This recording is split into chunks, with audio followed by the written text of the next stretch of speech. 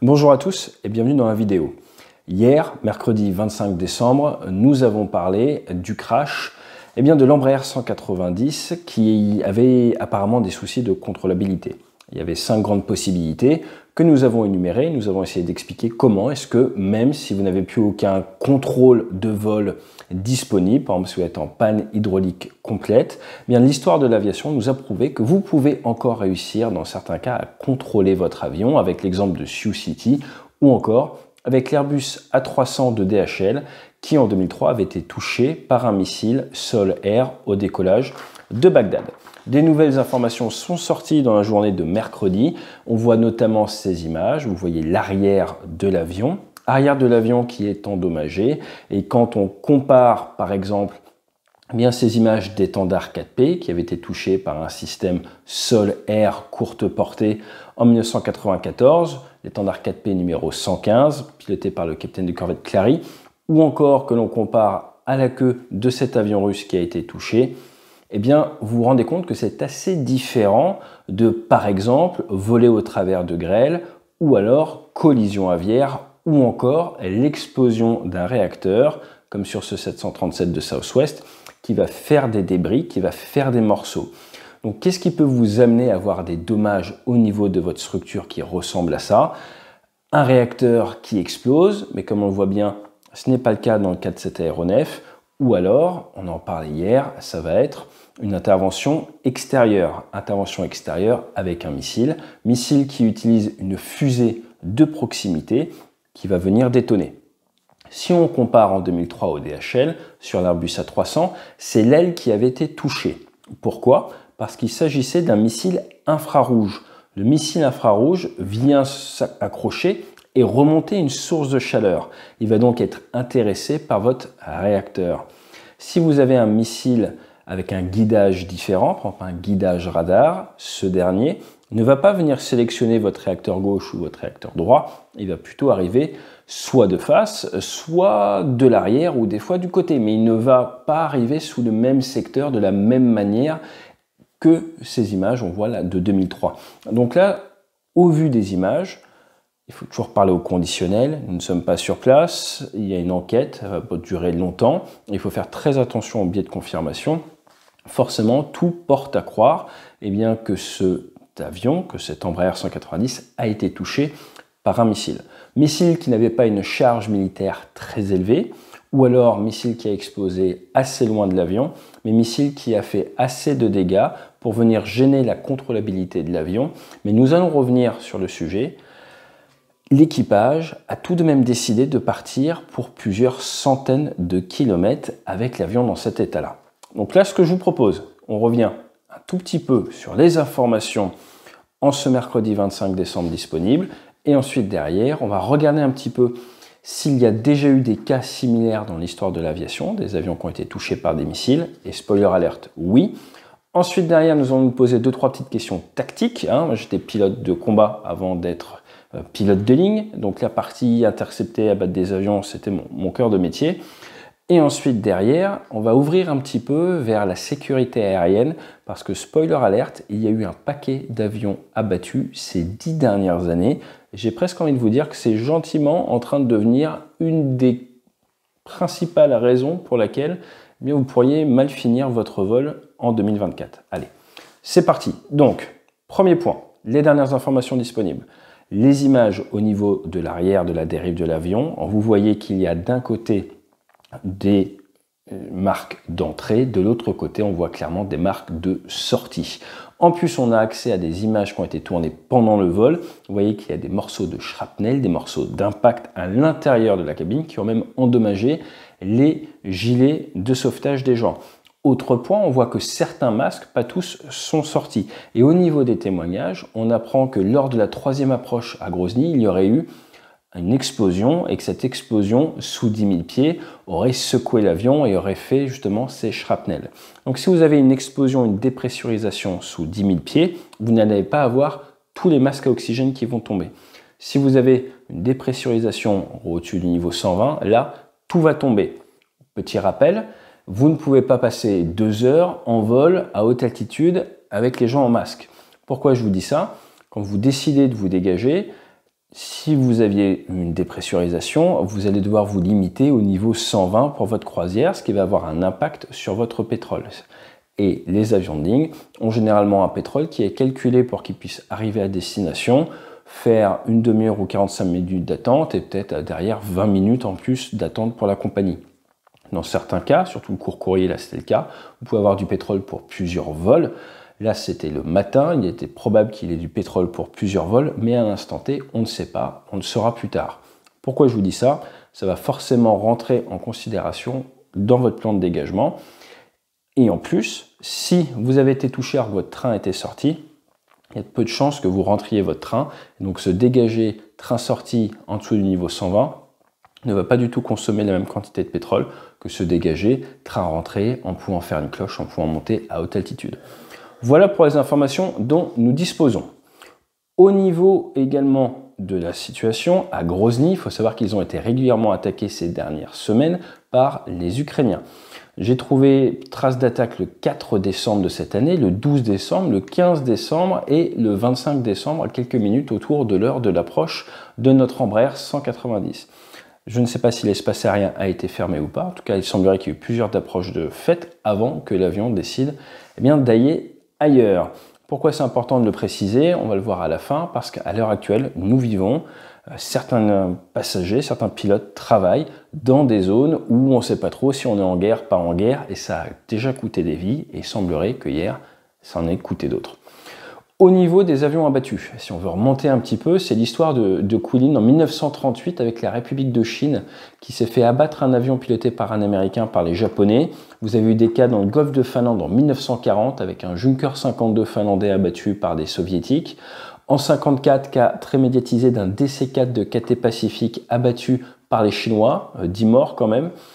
Un Français aux commandes du Libyan Arab Airlines 114, c'était en 73 au-dessus du Sinaï avec son 727. Ils sont allés au-dessus du Sinaï, interceptés par des F4. Le pilote n'a pas vraiment collaboré, 108 morts. Vous avez également le Korean 902 qui décollait de Paris, c'était en 78, qui voulait rejoindre Anchorage, qui a été touché par des Sukhoi 15 avec des missiles R-60, donc on est sur la petite charge militaire, et là il y a eu 107 survivants et 2 blessés, donc on voit bien que du petit missile RR contre du gros avion de ligne, vous avez quand même des bonnes chances de survie, tout dépend en fait de la taille de la charge militaire et d'où ça tape. Vous avez également le très connu Korean Airlines 007 en 1983, un 747 abattu par un Sukhoi 15, et vous avez forcément, on va dire, à la mode cette semaine avec le tir fratricide de la part des Américains qui ont visé 2 avions différents. D'après les dernières sources, d'ailleurs, ils ont essayé d'en faire 2. Et les pilotes ont réussi à survivre sur l'avion abattu parce qu'ils se sont éjectés avant. En fait, ils étaient assez proches du bâtiment du Gettysburg qui leur a tiré dessus. Ils auraient vu arriver le missile et ils sont sortis avant. Ils ont bien fait, parce qu'on pourra en reparler, c'est pas évident d'accepter d'abandonner le bord. Donc on a l'USS Vincennes qui en 88 a abattu l'Iran Air 655. Et là maintenant on va se rapprocher un petit peu, on va faire les 10 dernières années. Et dans les 10 dernières années, il y a de quoi faire. Pourquoi? Forcément on a le MH17 en 2014. On a eu en 2020 un Embraer 120 abattu en Somalie. On a eu également cette année un IL-76T de New Way Cargo Airlines abattu au Darfour avec 5 personnes à bord. Et le vol Ukrainian Airlines International 752, c'était en 2020 dans des conditions quand même assez similaires d'un point de vue, on va dire, géopolitique, avec un décollage de Téhéran abattu par les défenses solaires de Téhéran. Non pas un missile, mais 2 missiles qui ont détruit ce 737 qui décollait pour se rendre à Kiev et qui avait de nombreux passagers canadiens en connexion pour rentrer au Canada dessus. Donc c'est pas nouveau et comme vous pouvez le voir ces dernières années, il y en a beaucoup.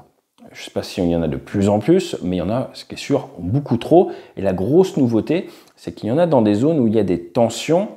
On a vu également il y a quelques semaines qu'il y avait des avions d'Air France ou des avions de ligne qui ont vu passer des missiles balistiques, qui ont vu passer les tirs des intercepteurs. C'est plutôt des intercepteurs dont il faut se méfier. Eh bien forcément, cela crée des nouvelles problématiques. Et il faut être franc, à l'heure actuelle, eh bien, les équipages ne sont pas vraiment armés pour pouvoir prendre les meilleures décisions. On va regarder un peu d'un point de vue tactique maintenant. Il y a eu perte de l'IFF, donc de transpondeur sur Flight Radar pendant toute la partie où l'avion était du côté de la Russie. Ce qu'il faut savoir, c'est qu'il y a beaucoup de brouillage GPS dans la zone parce que les Russes utilisent cette zone pour faire leurs tirs de missiles contre l'Ukraine. Et dans la nuit de Noël, ils ont fait justement des frappes contre l'Ukraine. L'autre point important, c'est donc le type de guidage du missile qui vient taper. Si ça vient chercher la queue, c'est plutôt que ça va être un missile qui est guidé par un autodirecteur électromagnétique, donc du radar qui vient du sol ou radar embarqué directement au niveau du missile. Ensuite, au vu des impacts, on peut penser à de la fuite hydraulique, des soucis de contrôlabilité à cause de la fuite hydraulique. Pour ce qui est du train d'atterrissage, il faut savoir que sur Embraer 192, votre train hydraulique, votre train d'atterrissage peut être sorti sans hydraulique. Comme sur la plupart des avions, il y a une sortie par gravité. Donc on a du mal à avoir une bonne idée du niveau de panne, j'ai envie de vous dire, de l'Embraer 190 en le voyant de l'extérieur. Il semblerait au moment du posé que tous les volets n'étaient pas là. Ça peut être également un choix pour garder une meilleure contrôlabilité, une meilleure réactivité de l'avion de la part de l'équipage.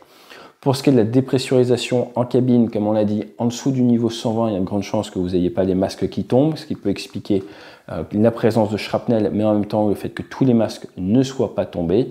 Et pour rester technique également, on a attiré votre attention sur le fait qu'un dégagement va consommer du pétrole, surtout si vous ne pouvez pas monter à votre altitude optimale. Et on a calculé qu'il y a quand même plus de 400 km entre le terrain où ils étaient censés se poser et le terrain où ils ont décidé d'aller. À savoir si l'espace aérien russe a été fermé, qu'ils ont été virés de l'espace aérien, je ne sais pas, mais ce que je peux vous dire, c'est que si vous déclarez un Mayday, si vous êtes en 7700, même les minima météo ne s'appliquent pas pour vous. C'est-à-dire que vous pouvez décider de vous poser même si vous devez passer sous les minima météo lors d'une approche. À savoir encore une fois qu'à Grozny, les conditions météo n'étaient pas terribles, mais que si par exemple l'ILS était en service, on ne sait pas, ça peut passer. Par contre, si c'était les approches GPS, là il faut avoir des bonnes conditions GPS, puisqu'il y a du brouillage sur zone. Voilà, vous pouvez vous retrouver avec des minima qui ne sont pas applicables, vous ne pouvez pas faire l'approche parce que vous n'avez pas ce qu'on appelle le bon JDOP, la bonne précision GPS pour faire l'approche. Voilà ce qu'on pouvait dire sur ce point-là.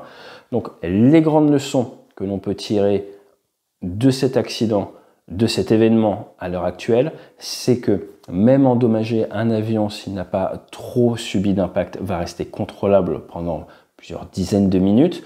On voit que l'équipage s'est clairement battu pour essayer de ramener l'avion. La décision de traverser la mer pour aller de l'autre côté peut être due par plusieurs raisons. Le fait que du côté de cet aéroport, il n'y ait pas une grande zone d'habitation, quand on voit sur les images satellites, c'est quand même assez calme, ça peut être une solution.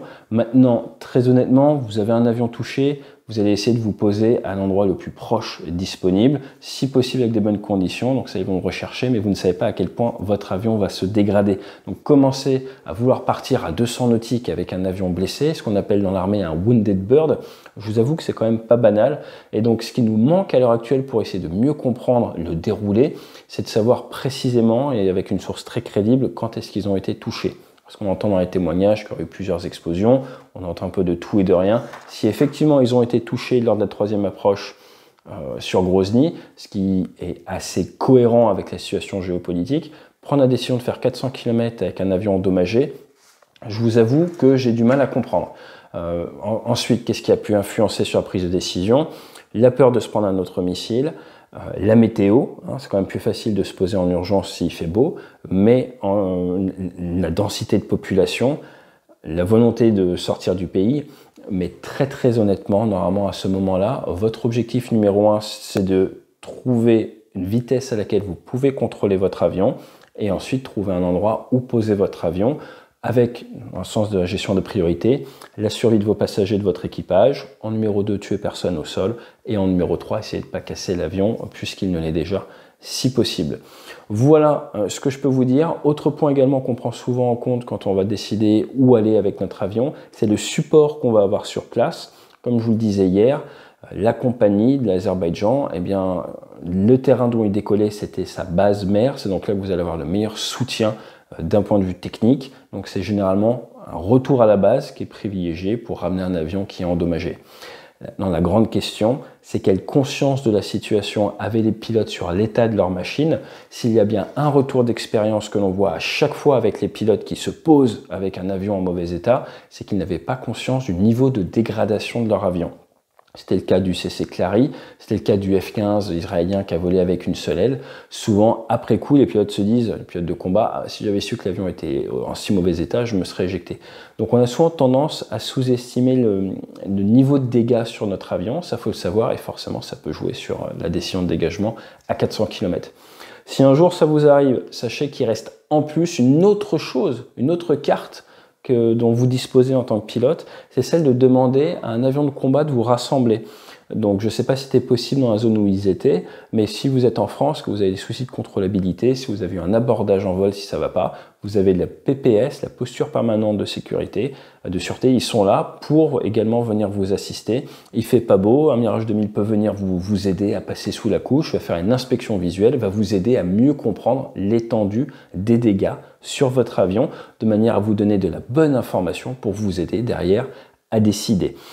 Là, c'était pour vous éduquer un petit peu, mais dans le cas très précis, ce serait intéressant de voir également s'il y a eu volonté de faire décoller la chasse pour peut-être venir aider notre avion, ou si vous voulez absolument plus entendre parler des militaires locaux, ce qu'on peut comprendre également. Voilà, je pense qu'on a fait le tour un petit peu pour ce sujet. Si vous n'avez pas vu la vidéo d'hier, ça vient bien expliquer tous les challenges que l'on a après avoir été touché. Et là, aujourd'hui, on s'est plus focalisé sur les nouvelles informations dont on dispose. Donc là, la raison mère qui a amené l'équipage dans cette situation dégradée, qui serait une intervention extérieure avec impact d'un missile sur l'arrière.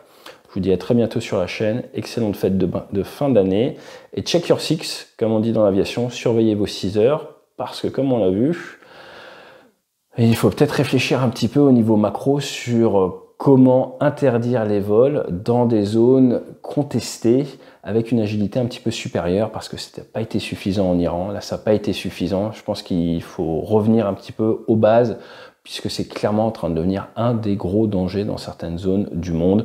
Donc le meilleur conseil que je peux vous donner à court terme, c'est n'allez pas dans ce genre d'endroit si vous n'avez vraiment pas besoin d'y aller, parce que clairement, c'est pas une situation d'avenir. Fly safe.